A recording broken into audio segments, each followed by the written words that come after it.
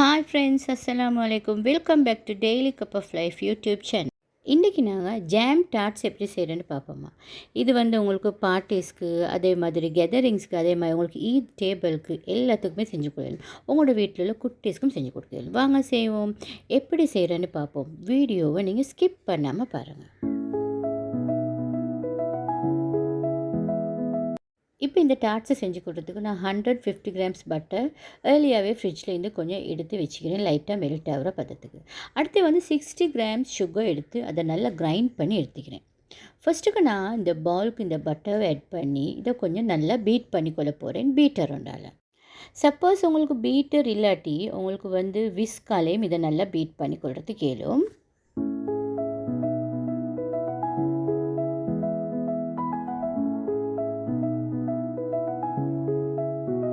இது நல்லா பீட் ஆகணுன்னே நான் இதுக்கு சுகரை ஆட் பண்ணிக்கொள்கிறேன். சுகர் ஆட் பண்ணி அதையும் நாங்கள் நல்லா பீட் பண்ணிக்கொள்ளணும். நீங்கள் விஸ்கால் பீட் பண்ணுறது சொல்லி சொன்னால் எப்படியுமே ஒரு 20 மினிட்ஸ் மாதிரி பீட் பண்ணணும். இந்த பீட்டரால் பீட் பண்ணுற சுற்றி ஒரு 10 மினிட்ஸ் பீட் பண்ணால் நல்லாவே போதும்.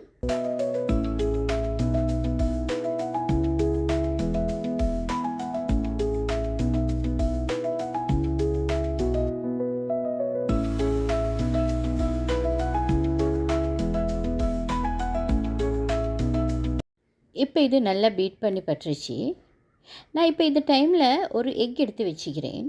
இந்த எக்கையும் நான் இதுக்கு ஆட் பண்ணி நல்லா இன்னும் கொஞ்சம் பீட் பண்ணிக்கொள்கிறேன்.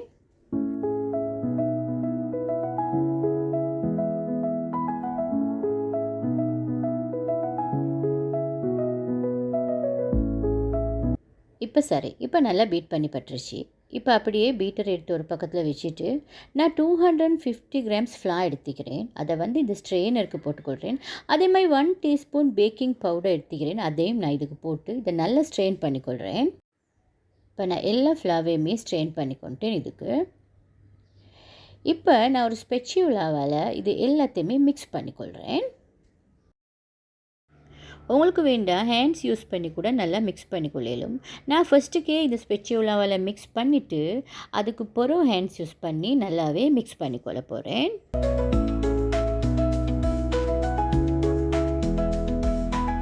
இப்போ நான் ஸ்பெச்சுலா ஒரு பக்கம் வச்சுட்டு ஹேண்ட்ஸ் யூஸ் பண்ணி நல்லா நான் மிக்ஸ் பண்ணிக்கொள்ள போகிறேன்.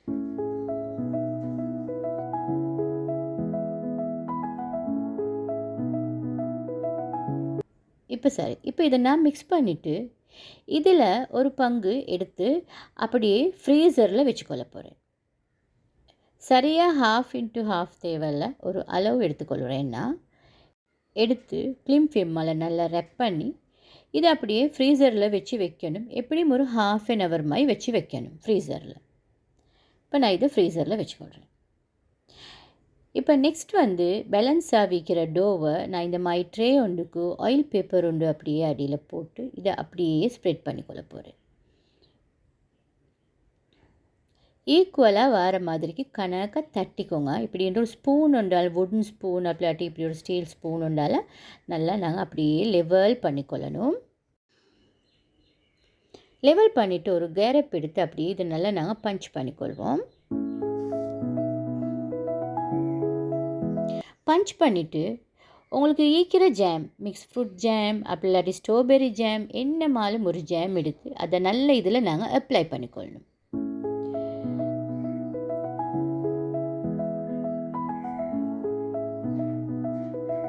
இது ஃபுல்லாகவே நாங்கள் அப்ளை பண்ணிக்கொள்ளணும். இப்போ நான் ஃப்ரீசரில் வச்சு இந்த பேலன்ஸ் டோ எடுத்துக்கொள்கிறேன்.